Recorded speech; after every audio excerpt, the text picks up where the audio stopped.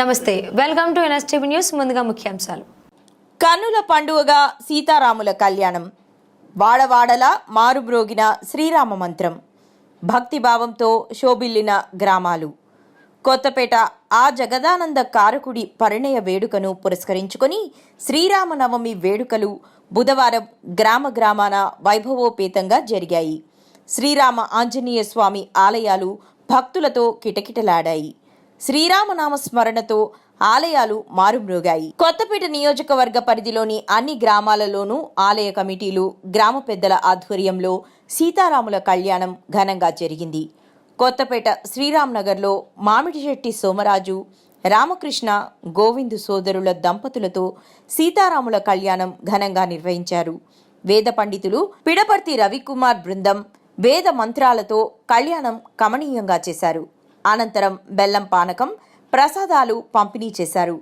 అలాగే కొత్త రామాలయం నందు ముత్యాల వీరభద్రారావు ఆధ్వర్యంలో కళ్యాణ వేడుకలు ఘనంగా నిర్వహించారు. పాత రామాలయం గౌతమీనగర్, కండ్రిక, వానపల్లి, బిళ్లకుర్రు, వాడపాలెం, పలివెల, అవిడి, మందపల్లి, మోడేకుర్రు, గంటి, రావులపాలెం, గోపాలపురం, ఆత్రేయపురం, ఆలమూరు, మడికి, చొప్పెల్ల తదితర గ్రామాలలో శ్రీరామనవమి వేడుకలు అంగరంగ వైభవంగా జరిగాయి.